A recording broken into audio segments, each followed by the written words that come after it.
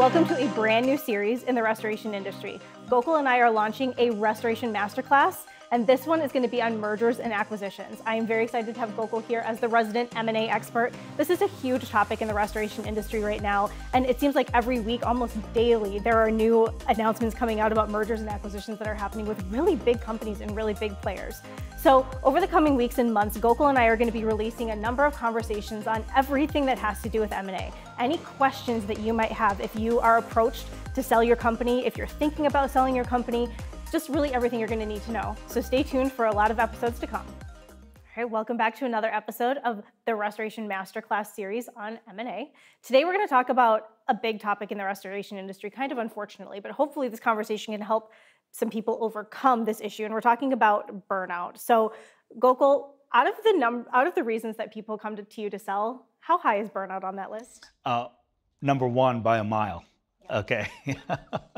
Yeah. So what does it look like when an owner is burned out, and what are some steps that they can take? Is it too late if they're burned out to sell?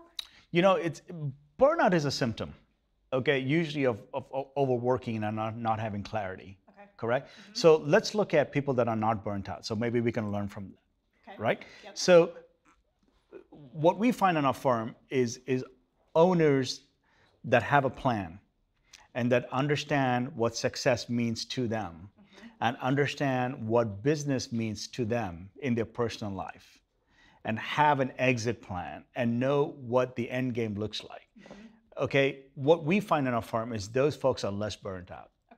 Okay, so the people that call us with the burnt out, kind of they have a sense and a feeling of, I can't get away from it. Okay. It's gonna go on every day, every day, every day. And that's just from not planning and not having a clear picture of what that business means to me, what exit looks like, what it looks like a year from now, 3 years from now, 5 years from now, correct? Yep. And what we find is entrepreneurs and owners that have a plan and have a great idea of what success looks like are less likely to get burnt out.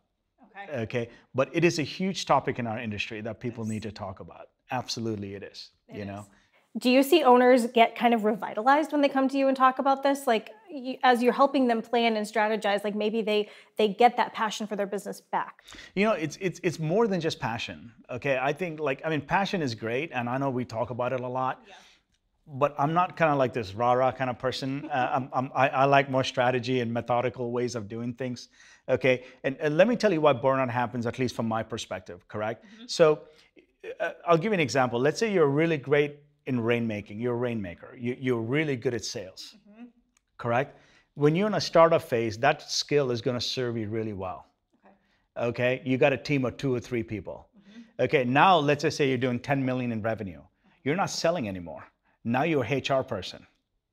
You're a team builder. Yeah. You are a architect. Mm-hmm. You know, you're playing different roles, and you don't have the tools to play that role. Yep. As your company grows. Okay, that's when burnouts happen, is when your tools and your skill sets don't match the stage of the company in which you're in, and you're doing something that you're not meant to be doing. Mm-hmm. You're doing something that you're not made to do. Yep. Okay, those are the entrepreneurs that get absolutely fried. Okay. Does that make sense? Yes. Correct? Yes. Okay, so all entrepreneurs go through different stages, and as your company grows, the role in your company changes. Yep. It goes from being a rainmaker to now you got to become scale, mm-hmm. Then you become a systemizer. Mm-hmm. You got to be really good at making systems and processes. Then you're going to be a team builder. Then you're going to be a cheerleader, and then you're going to be an architect. So those are the roles that an entrepreneur plays as the companies progress. And so you have to constantly retool and retool and retool. And if you don't want to retool, that's okay. Then that's a sign you got to exit.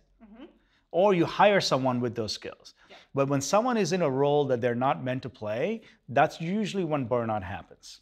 Okay. Make sense? Yes. Yeah. All right, well, that was a lot of great leadership, wisdom, and advice as well. So maybe that's a future masterclass coming soon. Yes, we can do that. Absolutely. Stay tuned.